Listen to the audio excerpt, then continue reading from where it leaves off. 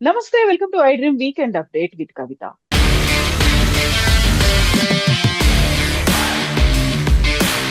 Iran మీద America, Israel చేస్తున్నటువంటి యుద్ధం 5వ వారం కూడా కంటిన్యూ అవుతోంది. భీకరమైనటువంటి దాడులు చేస్తాం, 2-3 వారాలు కొనసాగుతుంది అని డొనాల్డ్ ట్రంప్ అనౌన్స్ చేస్తున్నారు. ఇరాన్ ని పాత రాతి యుగానికి తీసుకెళ్తాము అనే మాటతో పాటుగా ఇరాన్ లో ఉన్నటువంటి అతి పెద్ద బ్రిడ్జ్ ను కూడా ధ్వంసం చేసింది అమెరికా. నెక్స్ట్ ఏం చేయబోతోంది? పాత రాతి యుగం అంటే ఇంకా ఇంతకు మించినటువంటి దాడులు ఉంటాయా? మనతో పాటుగా ఉన్నారు ఫౌండేషన్ ఫర్ డెమోక్రటిక్ రిఫార్మ్స్ నుంచి డాక్టర్ జయప్రకాష్ నారాయణ గారు. సార్ నమస్తే. నమస్తే కవిత. సార్, ట్రంప్ గురించి మనం మాట్లాడుకుంటే ప్రతిసారి ఒక డిఫరెంట్ స్టేట్మెంట్ ఉంటుంది అన్న దానికి తోడుగా ఆయన ఇంతకు మించి ఇంకా చేసి చూపిస్తాము, నేనేంటో మా అమెరికా ఏంటో చూపిస్తాము అనేటువంటి మాట. నెక్స్ట్ ఏంటి సార్? అసలు ఇరాన్ కూడా అదే చాలా క్లియర్ గా చెప్తుంది, మాది 6,000 సంవత్సరాల చరిత్ర, మాది మీది ఆఫ్టర్ ఆల్ 2,250 సంవత్సరాల చరిత్ర అనేది. సో ఇరాన్ కూడా అంతే స్ట్రాంగ్ గా ఉందా? కవిత, డొనాల్డ్ ట్రంప్ మాటలు చాలా బాధ్యతారహితమైనటువంటి. రాత్రి ఆయన ప్రసంగాన్ని నేను కూడా తర్వాత చూశాను. రాత్రి యుగంలోకి పంపిస్తానని ఇరాన్ దేశం గురించి మాట్లాడడం చాలా, ఒక అమెరికా అధ్యక్షుడు ప్రపంచంలో అంత కీలకమైన స్థానంలో ఉన్న మనిషి ఆ మాటలు మాట్లాడడం అత్యంత బాధాకరం. ఏమన్నా మీకు పగ ఉంటే ఇరాన్లో ఉన్నటువంటి ఆ ముల్లాల ప్రభుత్వం మీద, ఎందుకంటే వాళ్ళు డెత్ టు అమెరికా అని, డెత్ టు ఇజ్రాయెల్ అని చెప్పి అంటున్నారు. అణ్వాయుధాల కోసం ప్రయత్నం చేస్తున్నారు. ప్రపంచంలో చాలా చోట్ల 4 టెర్రరిస్ట్ దళాలని వాళ్ళు పెంచి, ప్రోత్సహించి, వాళ్ళని పోషించి, వాళ్ళ ద్వారా ప్రపంచాన్ని, ఇజ్రాయెల్ని చికాకు పరుస్తున్నారు. ఇవన్నీ కూడా అభ్యంతరకరమైనటువంటి. కానీ అది ఇరాన్ ప్రజల మీదకి మళ్ళించి, ఇరాన్ దేశం మీదకి, ఆ ప్రజల మీదకి మళ్ళించి, ఆ కోపాన్ని అనుకుని నెరవేరలేదని చెప్పని ఇరాన్ రాజ్యంలోకి పంపిస్తానని చెప్పంటాం. కానీ లేకపోతే పౌర సదుపాయాలని, మిలిటరీ ఇన్ఫ్రాస్ట్రక్చర్ మీద దాడి చేయడం వేరు, అణ్వాయుధాల మీద దాడి చేయడం వేరు, కానీ పౌర సదుపాయాల మీద దాడి చేయడం వేరు. బ్రిడ్జ్లు కావచ్చు, మరొకటి కావచ్చు, విద్యుత్ కావచ్చు, మంచినీళ్ళు కావచ్చు. ఇది పూర్తిగా బాధ్యతారహితమైన చర్య. ప్రపంచానికి పరోక్షంగానో ప్రత్యక్షంగా నాయకత్విస్తున్నట్టు అమెరికా ఇలా ప్రవర్తిస్తే ఇంకా ప్రపంచానికి దిక్కెక్కడ? ఓ పక్కనేమో సరిగ్గా లోతుగా ఆలోచించకుండా హడావిడిగా యుద్ధంలోకి దిగి ఆ హార్మోన్ స్టేట్ మూతపెడితే ప్రపంచమంతా అల్లకల్లోలం అవుతుంది. డొనాల్డ్ ట్రంప్కి తన రాజకీయ భవిష్యత్తు, తన పార్టీ రాజకీయ భవిష్యత్తు, ఎన్నికల ఫలితాలు తప్ప ప్రపంచం ఎట్లా అయిందన్నది ఏమాత్రం పట్టడం లేదు. అంటే సమస్య సృష్టించింది వాళ్ళు, పరిష్కారం మాత్రం నాకు అనవసరం, మీ చావు మీరు చావండి అంటున్నాడు. మన కన్యాశుల్కంలో అగ్నిహోత్రోధాలను అంటాడు, కూతురి పెళ్లి బాల్య వివాహం చేయడం సంకల్పిస్తే భార్య మిగతా వాళ్ళు వద్దని చెప్పంటే తాంబూలాలు ఇచ్చేసాను, తన్నుకు చావండి అని చెప్పాను. ఈయన తీరు అట్లా ఉంది. చేసినంత ఆయన. యుద్ధానికి అనాలోచితంగా తొందరపాటుతో దిగింది తాను. యుద్ధం పర్యవసానం వల్ల ప్రపంచం మొత్తం అల్లకల్లం అవుతుంది. అమెరికాకి పెద్ద ఇబ్బంది ఉండదు. అమెరికాకి ఏం నష్టం? ఎందుకంటే అమెరికాకి వాళ్ళ అవసరాన్ని మించిన ఉత్పత్తి ఈ ముడి చమురు కానీ లేకపోతే ఇంధనం కానీ ఉన్నది. అమెరికా ఆర్థిక వ్యవస్థ చాలా పటిష్టంగా ఉంది ప్రస్తుతం. ప్రపంచం అంతా అల్లకల్లోనమైన అమెరికాకి ఇబ్బంది లేదు. కాబట్టి మాకు ఇబ్బంది లేదు. కాబట్టి నాకు కావాల్సిన నా రాజకీయమైన ఎన్నికల్లో ఫలితాలు తప్ప నేను సమస్యను సృష్టిస్తాను, మీ బతుకుని అందరికీ గందరగోళం చేస్తాను, మీ చావు మీరు చావండి అని చెప్పంటే అంతకంటే దారుణం ఇంకేమైనా ఉందా? సరే, ఇరాన్లో బాధ్యత రాహిత్యం మనకు తెలిసింది. ఇరాన్లో ముల్లాలు వాళ్ళ ప్రజల ఉన్నతి కోరుకున్నట్టయితే అసలు ప్రవర్తనలో ఉండేది కాదు. గత 50 సంవత్సరాల్లో వాళ్ళ ప్రజల ఉన్నతి కంటే అయితే వాళ్ళ అధికారం, లేదంటే వాళ్ళు నమ్మినటువంటి మత విశ్వాసాలు అవే ముఖ్యంగా అనుకుంటున్నారు. కాబట్టి వాళ్ళు ఏమంటున్నారు మొదటి నుంచి, మీరు కనుక మా మీద ఇలా దాడి చేస్తే మేము మధ్యప్రాచ్యంలో గల్ఫ్ దేశాల్లో ఉన్నటువంటి ముడి చమురు నిల్వలు మొత్తాన్ని నాశనం చేస్తాం, ఇంధన నిల్వలని మొత్తాన్ని నాశనం చేస్తాం, చివరికి మంచినీళ్లకు అందించేటువంటి డీసెలినేషన్ ప్లాంట్స్, అక్కడ మంచినీళ్ళు దొరకవు ఏడాదంతా. కాబట్టి చాలా మేరకు సముద్రంలో ఉన్న ఉప్పు నీళ్ళని మంచినీళ్ళుగా మార్చడమే ఆధారపడిన దేశాలవి. ఆ మొత్తాన్ని ధ్వంసం చేస్తాం. అంటే అక్కడ లక్షల మంది ప్రజలు చచ్చినా పర్లేదు, మేము మాత్రం అలా చేస్తూ ఉంటారు. ఇరాన్ చేయడం తప్పే, కానీ అమెరికా బాధ్యత గల ప్రభుత్వం, ప్రపంచానికి నాయకత్వం ఇస్తున్నది, ప్రపంచంలో అపార ప్రభావం చూపెడుతుంది, ఒక సూపర్ పవర్. సమస్యని సృష్టించి మీ చావు మీరు చావండి అని చెప్పని ఇరాన్ మొత్తం దేశాన్ని ఆ కోపంతో కష్టతో మాటలొక్కట్లేదని చెప్పని కోపంతో కష్ట భస్మపట్ల చేస్తానంటాం పూర్తిగా బాధ్యతారహితమైన చర్య. దాన్ని మనంతా గ్రహించాలి. సో మీరు ఎంతలా దాడి చేస్తారో మా అంతకు మించి మేము సిద్ధంగా ఉన్నాము, ప్రజలందరూ కూడా మిలియన్ల సంఖ్యలో రెడీగా ఉన్నారు అని ఇరాన్ కూడా అలాగే ముందుకెళ్తుంది. 6,000 సంవత్సరాల హిస్టరీ ఉంది అంటే ఎక్కడ ఇప్పటిదాకా ఇరాన్ మీద ఏ ఒక్క దేశం కూడా ఇంతలా అటాక్ చేయలేదు, ఇరాన్ ని కాంకర్ చేయలేదు, ఇరాన్ ఓడిపోయింది అనేటువంటి చరిత్ర లేదు. ఇవన్నీ తెలియకుండానే, అంటే ప్లాన్ ఏలు ప్లాన్ బీలు లేకుండా, ఏ స్ట్రాటజీ లేకుండానే ట్రంప్ వెళ్ళిపోయారంటారా? అసలు సమస్య అదే కవిత. ఇప్పుడు ఇరాన్లో ప్రభుత్వాన్ని దించాలని కోరుకోవటం కానీ, ఇరాన్లో ప్రభుత్వం దురుకుచర్యలను అదుపు చేయడం కానీ, అది ఏ రకంగానూ తప్పు కాదు. చాలామంది ఇది చట్టబద్ధమా కాదా, నైతికమా కాదా అంటే, సమస్య నైతికమో చట్టబద్ధమో కాదా అని కాదు. సమస్య ముందు చూపు లేకుండా అంత బలము అంతటి సైనిక పాఠం అన్నటువంటి అమెరికా దుందుడుకుతో దుస్సాహసం చేసింది. దిగాక మనం తర్వాత చర్యలు ఏమిటి, అనుకున్నట్టు వెంటనే జరగకపోయినట్టయితే ప్రపంచానికి వచ్చే ప్రమాదం ఏమిటి, నష్టం ఏమిటి, కాబట్టి దౌత్యంతోనే పరిష్కారం చేయడం మంచిదా, యుద్ధంలో చూడడం మంచిదా, ఈ ఆలోచన లేకుండా, ప్రపంచాన్ని సమాయత్తం చేయకుండా, ఇతరుల మద్దతు లేకుండా, ఊరికి ఆనాడు ఈ నిఘా విభాగం వాళ్ళు చెప్పారు అగ్రనాయకుడిని చంపే అవకాశం దొరికింది కాబట్టి ఆయన చంపారేస్తే సఫా చేస్తే అంతా అయిపోతుందని చెప్పిన భ్రమలో దిగారు. సరే, ఆ తర్వాతైనా కూడా మీ మాటల్లో కానీ మీ ప్రవర్తనలో కానీ దౌత్యానికి దారి తీసేట్టుగా ఉంటే అది ఒక రకం. అలా కాకుండా ఇరాన్లో వాళ్ళు ఎంత అపసవ్యంగా మాట్లాడుతున్నారు, అంతకంటే ఎక్కువ దుర్భాషలు మీరు వాడి రెచ్చగొట్టే ధోరణి ప్రదర్శించి మొత్తం నాశనం అయిపోతే నాకేం పోయింది. ఇప్పుడు హార్మోన్ స్టేట్ ఉన్నది, ప్రపంచం మొత్తానికి 20% అంచనా అక్కడి నుంచి వస్తుంది, మనందరికీ తెలుసు. దానికి ప్రత్యామ్నాయం లేదు. కొద్ది భాగం మాత్రం పశ్చిమ తీరానికి, అరేబియా పెనిన్సులా పశ్చిమ తీరానికి మీకు యాన్బో అనేటువంటి ఓడరేవుకి సౌదీ అరేబియా పంపించగలుగుతోంది. కానీ 11-12 మిలియన్ బ్యారల్స్ రావటం లేదు. నెల రోజుల నుంచి మొత్తం ఆగిపోయినాయి. ప్రపంచం మొత్తంలో ఈ రిజర్వ్స్ అన్ని వాడినా కూడా ఇప్పుడు ఒకవేళ యుద్ధం రేపు సమాప్తమైనా కూడా కొన్ని నెలల పాటు మీకు ఈ ఇంధనానికి ఆటంకం ఉంటుంది. ఆర్థిక వ్యవస్థ చిన్నాభిన్నం అవుతుంది. పరిస్థితి శృతి మించి అక్కడున్న ఇంధన వనరులన్నీ కూడా నాశనం చేస్తున్నప్పుడు ఇరాన్ హార్మోన్ స్ట్రైట్లో అంతా మైనింగ్ చేశారనుకోండి, అమెరికా వెళ్ళిపోయిన తర్వాత, యుద్ధం ఆగిపోయిన తర్వాత కూడా హార్మోన్ స్ట్రైట్ మనకు అందుబాటులో లేదనుకోండి, లేకపోతే వాళ్ళు రౌడీ మామూలు వసూలు చేస్తున్నారు అనుకోండి, ఇప్పటికీ అంటున్నారు $2 బిలియన్ ఒక్కొక్క ఓడకి అని చెప్పని. సూయజ్ కెనాల్ దాటాలంటే, సూయజ్ కెనాల్ పూర్తిగా ఈజిప్ట్ దేశం సొంత ఆస్తి, అది కృత్రిమంగా నిర్మించినటువంటి కాలువ. ఆ సూయజ్ కెనాల్లో ఓడలు రావడం చేత కొన్ని $10,000, కొన్ని లక్షల డాలర్లు ఒక్కొక్క ఓడకి మిగులుతుంది. ఎందుకంటే ఇంకో 30 రోజులు అదన ప్రయాణం తగ్గుతుంది, 30 రోజులు ఇంధనం ఖర్చు తగ్గుతుంది. ఈ రెండు పోతే కొన్ని లక్షల డాలర్లు ఒక్కొక్క ఓడకి మిగులుతుంది. కాబట్టి సూయజ్ కెనాల్లో $1,06,000, $1,10,000 అక్కడ వసూలు చేస్తున్నారు సగటున, ఒక 40,000, 45,000 టన్నుల ఓడకి. వీళ్ళు ఓడకి $2 మిలియన్ అంటున్నారు. ఇది అంతర్జాతీయ రహదారి, ప్రపంచానికి హక్కులున్నాయి, ప్రపంచంలో ఇంతవరకు ఎప్పుడు జరగదు అలాంటిది. కాబట్టి ప్రపంచం మొత్తాన్ని అతలకుతలం చేశారు. ఇది మామూలు సంక్షోభం కాదు. ఇది యుద్ధం వల్ల, లేకపోతే అక్కడ బాంబులు పడడం వల్ల కొంత నష్టం జరుగుతోంది, కానీ ఇది చాలా చిన్నది. ప్రపంచానికి జరిగే నష్టంతో పోలిస్తే స్థానికంగా యుద్ధం వల్ల జరిగే నష్టం చాలా చిన్నది. ఇవాళ చైనా కావచ్చు, భారత్ కావచ్చు, ఆగ్నేయేషియా కావచ్చు, జపాన్ కావచ్చు, యూరప్ కావచ్చు, సరే దాడులకు ప్రత్యక్షంగా గురుతున్న మధ్యప్రాచ్య దేశాలు కావచ్చు, అక్కడ గల్ఫ్ దేశాలు కావచ్చు, తీవ్ర సంక్షోభంలో ఇరుక్కుపోయినాయి. వాళ్ళు ఏ పాపం ఎరగరు, వాళ్ళకేం సంబంధం లేదు. మనకేం సంబంధం ఉంది, చైనాకేం సంబంధం ఉంది. కాబట్టి ఇది చాలా దుందుకు చర్య. అయిపోయింది, అది అయిపోయింది. కనీసం ఇప్పుడు ఏ రకంగా దీని నుంచి బయటపడాలని చెప్పిన కాస్తంత సౌమ్యంగా ఆలోచించడం, అందరితో గురించి చర్చించడం కాకుండా బెదిరింపులు, హోంకరింపులు, అదేమంటే ఇరాన్ని భయపెట్టేసి రాజ్యాంగంలో పంపిస్తానంటాం. అలా చేయడం వల్ల ఏమైంది, నిజంగా ఇరాన్లో ప్రజలు అత్యధికులకి ఆ ప్రభుత్వం అంటే అసహ్యం ఉన్నది. ఎందుకంటే 10,000 మంది సామాన్య పౌరులను, అమాయకులు, నిరాయుధుల్ని పట్టణ పెట్టుకున్నారు వాళ్ళు, మహిళలతో సహా. వాళ్ళు స్వేచ్ఛ కోసం ఉద్యమాలు చేశారని చెప్పని. వాళ్ళందరికీ కూడా మీరు మీ భాష, మీ చేతల వల్ల వాళ్ళందరూ కూడా దేశభక్తులు అయినట్టయితే ప్రభుత్వాన్ని సమర్థించే పరిస్థితి వచ్చింది. అంటే ఏది కోరారో మీరు దానికి వ్యతిరేకంగా జరుగుతుంది మీ పనుల వల్ల, మీ మాటల వల్ల. ఎంత మూర్ఖత్వం, ఎంతటి ముందు చూపు లేకుండా ఈ ప్రలాపనలు. కాబట్టి అమెరికా చర్యలు చాలా దారుణమైనటువంటివి. ఇవాళ పొద్దున్న నేను కొంతసేపు అమెరికా టీవీ చూశాను. ఈ మధ్యకాలంలో టీవీ కూడా చోట్ల ఒక గంట చూస్తే ఎంతసేపటికి వాళ్ళ దేశంలో రాజకీయం గురించి తప్ప అసలు ప్రపంచం ఎంత అల్లకల్లోలం అవుతుంది వాళ్ళ చర్యల వల్ల అన్న స్పృహే కనిపించట్లేదు. ఎందుకంటే ఖండాంతరంలో ఎక్కడో ఉన్నారు, రెండు పక్కల 2 పెద్ద సముద్రాలు ఉన్నాయి, వాళ్ళకి ఇంధనం కొరత లేదు.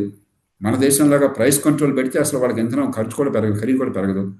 వాళ్ళు ప్రపంచ మార్కెట్తో సమానంగా రేట్లు పెరుగుతాయి కాబట్టి గ్యాస్ స్టేషన్లో వాళ్ళకి రేట్లు పెరుగుతాయి తప్ప అమెరికాకి రేటు కూడా పెరగక్కర్లేదు. ఎందుకంటే వాళ్ళ ఉత్పత్తి వాళ్ళ దేశ వాళ్ళకి పుష్కలంగా సరిపోతుంది. అందుకని వాళ్ళకేం పట్టట్లేదు, చెవుకుంటున్నట్లేదు. మనందరికీ ఇప్పుడు భవిష్యత్తు ఎట్లాగా, మన పిల్లల భవిష్యత్తు ఎట్లాగా, మన ఆర్థిక వ్యవస్థ భవిష్యత్తు ఎట్లాగా, ఉపాధి కల్పన పెరుగుతుంది అనుకుంటున్నాం, ఇప్పుడు ఆర్థిక ప్రగతి ఉంటుంది అనుకుంటున్నాం, పేద దేశం అవసరాలు తెచ్చడం ఎట్లాగా. ఇంకొక 2-3 వీక్స్ అనేది ఇలాగే భీకరంగానే దాడులు జరుగుతాయని చెప్పిన వెంటనే కూడా ఇరాన్ లో ఉన్నటువంటి అతి పెద్ద బ్రిడ్జ్ మీద అటాక్ చేశారు. నిన్న వాళ్ళకు ఫెస్టివల్ జరుపుకుంటున్న దాని మీద కూడా అటాక్ జరగడము అంటే అక్కడ నిజంగా అమెరికా మీద తీవ్ర స్థాయిలో వ్యతిరేకత అనేది ఇప్పుడు ఇరాన్ నుంచి వచ్చింది. గతంలో డొనాల్డ్ ట్రంప్ అదే మాట అన్నారు, మీరు వీధుల్లోకి రండి మేము మీకు హెల్ప్ చేస్తామని. ఇప్పుడు అదే వీధుల్లోకి వస్తున్నారు, అమెరికాకి యాంటీగా ఉన్నారు. మీరు అన్నట్టుగా ముందు అమెరికా ఇరాన్లో ఒక దారుణమైన మొల్లాల ప్రభుత్వం, మతరాజ్యం, ప్రజల్ని హీనంగా అణిచివేస్తున్నారు, హక్కుల్ని కాలరాస్తున్నారు, దేశాన్ని భ్రష్టు పట్టించారు ఆర్థికంగా, పిచ్చి పిచ్చి విదేశాంగ విధానాలు పట్టుకుని అని చెప్పి అన్నటువంటి వాళ్ళ మీద ఉద్యమం, వాళ్ళ మీద యుద్ధం అని చెప్పన్నది చివరి ఇరాన్ ప్రజల మీద యుద్ధంగా మార్చారు డొనాల్డ్ ట్రంప్ ఆయన తీరు వల్ల. కాబట్టి ఆ రకంగానూ వ్యూహంగా వాళ్ళ లక్ష్యాలు చదివాను. ఇరాన్ ప్రజల పాపం 50 ఏళ్ల పాటు దుష్పరిపాలన గురి నలిగిపోతున్నారు. మీకు ఇస్లామిక్ దేశాల్లో ఇరాన్ అంత ఆధునికీకరణ ఉన్న దేశం మరొకటి లేదు. మంచి ప్రమాణాల విద్య, సాంకేతిక నైపుణ్యము, ఆధునిక సమాజము, మానవ హక్కులు, మహిళల హక్కులు ఇవన్నీ కూడా ఉన్న సమాజం గతంలోనే. అవన్నీ క్రమక్రమంగా తగ్గినాయి, నష్టపోయింది ఆ ప్రజలు. దాని తగ్గట్టు ఆర్థిక ఆంక్షలు విధించడం చేత ఇరాన్ ప్రభుత్వం తీరు వల్ల ప్రజలు తీవ్రంగా నష్టపోయి ప్రభుత్వం వ్యతిరేకంగా ఉన్నారు. ఆ ప్రజల మీద మీరు దాడి చేసి ఇరాన్ ప్రజల్ని, దేశాన్ని అవమానించి ఆ ప్రజలు రాజ్యాంగంలోకి పంపిస్తామంటే ఇరాన్ ప్రజలు ఎందుకు ఊరుకుంటారు? కాబట్టి ఏ రకంగా చూసినా కూడా ఇది బాధ్యత గల చర్య కాదు. మామూలుగా ఇది గోండాలు ఇట్లా మాట్లాడుకుంటారు. మన అసెంబ్లీలో కొన్నిసార్లు అలా మాట్లాడుకుంటారు, బస్తీ మీద సవాలని చెప్పని. మరి అంత అగ్రరాజ్యం, అంత గొప్ప దేశం, ఆ దేశాధ్యక్షుడు ప్రపంచానికి నాయకత్వం ఇస్తున్నప్పుడు ప్రత్యక్షంగానో పరోక్షంగానో ఆ స్థాయిలో ఈ మాటలు మాట్లాడడం అంటే ఇక అంతకంటే అప్రతిష్ట లేదు. కానీ మన సమస్య అది కాదు. అతడు ట్రంప్ ఎట్లాంటి వాడో మనకు అర్థమైపోయింది. మనం ఇప్పుడు ఈ సంఘటన నుంచి ప్రపంచం మొత్తం బయటపడాలి. ఇప్పుడు మనం ఒమాన్ ఉదాహరణకి, అక్కడ ఒమాన్ కూడా ఇరాన్కి ఎలాగ ఉందో ఆ హార్మజ్ స్ట్రైట్ మీద ఆధిపత్యం ఒక పక్కన, రెండు పక్కన ఒమాన్ ఉంది. ఆ రెండు దేశాలు సంప్రదింపులు జరుపుతున్నారని వింటున్నాం. ఇప్పుడు చైనా గట్టిగా పూనుకోవాలి, భారత్ పూనుకోవాలి, ఈ రెండు దేశాలు కీలక పాత్ర వహించాలి, యూరప్ దేశాలు పూనుకోవాలి, గల్ఫ్ దేశాలు పూనుకోవాలి.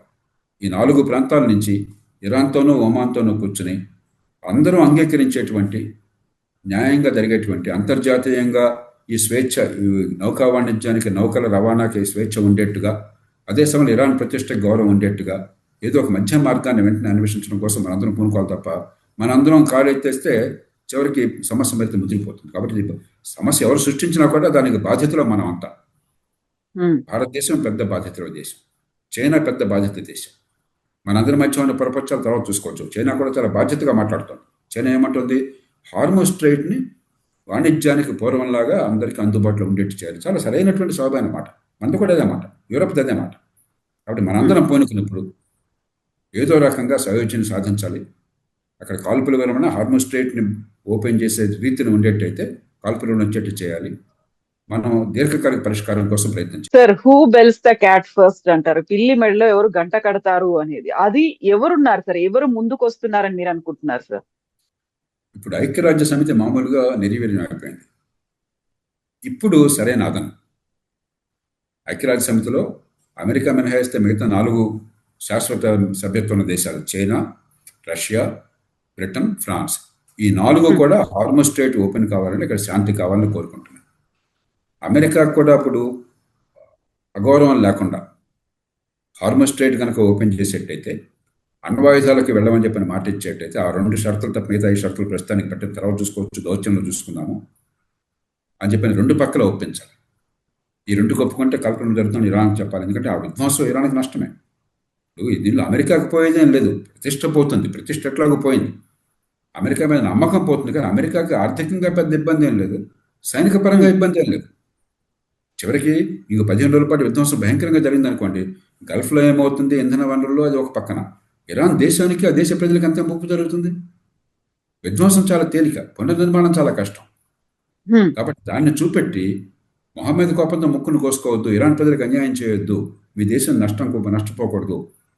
కాబట్టి హార్మోజ్ స్ట్రైట్ని మీరు ఓపెన్ చేయండి, ఆ తర్వాత మిగతా మాట్లాడుకుందాం. ఆ ఒక్కటి ఒప్పుకున్నట్టయితే మనం యుద్ధాన్ని ఆపించి ఏర్పాటు చేద్దాం అని చెప్పి ట్రంప్ కూడా, చూడండి మీరు గట్టిగా అన్నారు, హార్మోజ్ స్ట్రైట్ ఓపెన్ చేశారు, మీరు చేయవలసిన చేశారు, భయపెట్టారు, ఇరాన్ని చాలా ధ్వంసం చేశామంటున్నారు, ఇంకా ఊరుకోండి అని చెప్పి ఆయన కూడా చెప్పచ్చు. ఏదో రకంగా మనం సౌజ్యం సాధించాలి. మనమందరం ఇప్పుడు ట్రంప్ని ఏడిపించాలనో, ట్రంప్కి దెబ్బ తగలాలనో మనం పూనుకుంటే, ఇరాన్ ఏడిపించాలో, దెబ్బ తగలాలని పూనుకున్నట్టయితే వాళ్ళకి ఏమవుతుందో తర్వాత చూద్దాం. ఇరాన్కి చాలా భయంకరంగా విధ్వంసం జరుగుతుంది. ట్రంప్కి పెద్ద ఏం కాదు, అమెరికాకి ఏం కాదు, మనందరం నష్టపోతాం. కాబట్టి మన ప్రయోజనాలు ఉమ్మడిగా కాపాడుకోవాలంటే యూరప్, చైనా, భారత్, అక్కడ ఉన్నటువంటి గల్ఫ్ దేశాలు, దాంతోపాటు జపాన్ లాంటి దేశాలు మనందరం పూనుకోవాలి.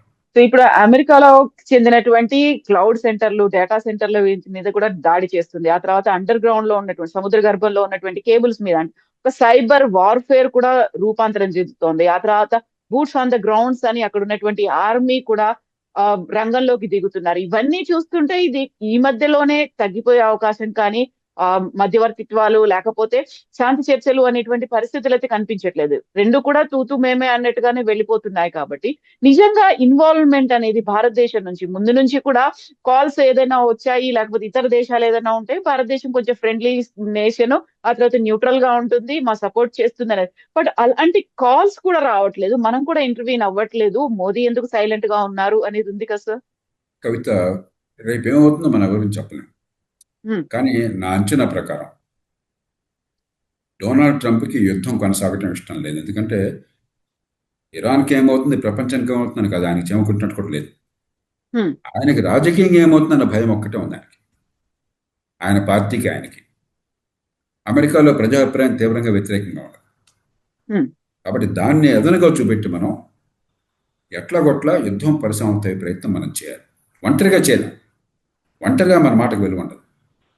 కానీ ఈ విషయంలో చైనా, భారత్, యూరప్లో జర్మనీ, ఫ్రాన్స్, బ్రిటన్, ప్రధానంగా యూరప్ దేశాలు మిగతావి, గల్ఫ్ దేశాలు మన అందరం కలిసి పూనుకున్నట్టయితే ఐక్యరాజ్య సమితి వేదిక ఉపయోగించుకోవచ్చు. ఫోన్ కాల్స్ ఉన్నాయి, అవి చేస్తే ఇప్పటికే చర్చలు జరుగుతున్నాయి ఎక్కడో చోట.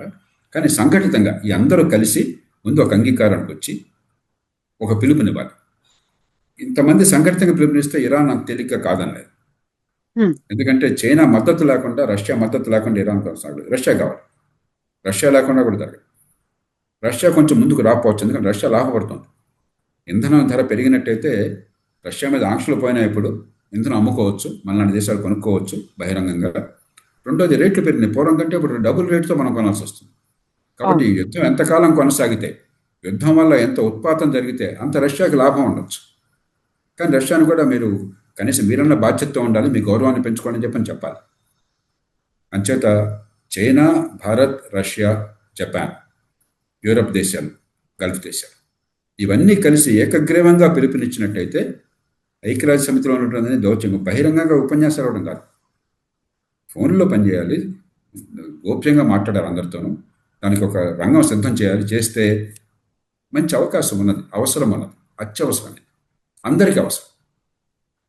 పిల్లి మెళ్ళలో ఎవరో ఒకరు గంట కట్టాలి. దానికి మరి చైనా, భారత్, ఆసియాఖండంలో అందరికంటే బాగా నష్టం జరిగేది ఆసియాఖండంలో.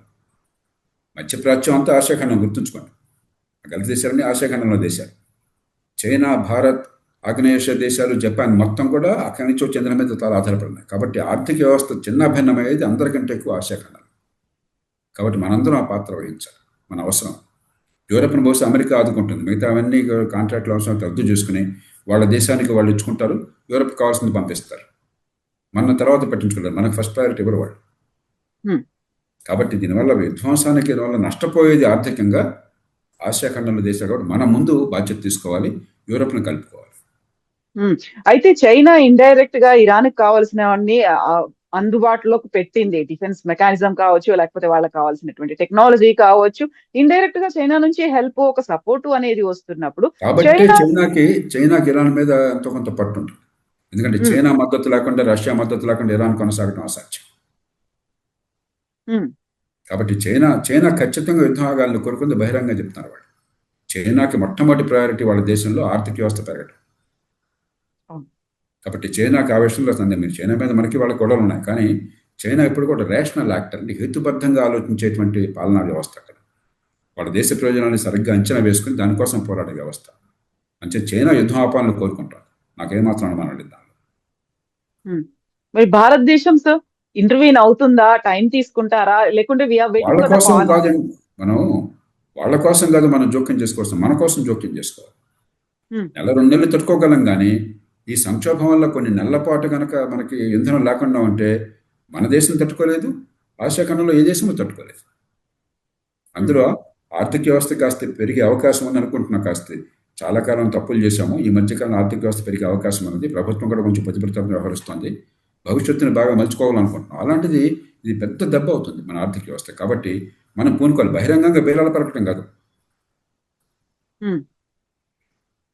హడావిడి లేకుండా చైనాతో మాట్లాడాలి, జపాన్తో మాట్లాడాలి, యూరప్ దేశాలతో మాట్లాడాలి, గల్ఫ్ దేశాలతో మాట్లాడి ఊకుమ్మడిగా ఒక దేశం ముందుకు వస్తున్నట్టు కాకుండా, ఏదో మనం పెద్దరికం వస్తున్నాం కాకుండా, మన అందరం కలిసి అటు ఐక్యరాజ్య సమితిని ఇతర వేదికలను వెంటనే ఉపయోగించుకుని క్షణాల మీద గంటల మీద మనం అందరం ఉమ్మడిగా కనుక ఒక ప్రణాళిక ఇచ్చినట్టయితే దౌత్యపరంగా గోప్యంగా ఈ రెండు దేశాలతో మాట్లాడితే అటు అమెరికాతోనూ ఇటు ఇరాన్తోనూ పరిష్కారానికి అవకాశం. ఎస్ సార్, చూద్దాం ఎంతకాలం కొనసాగుతుంది, ఎవరు ముందుకు వస్తారు అనేది. Thank you so much sir. Thank you sir.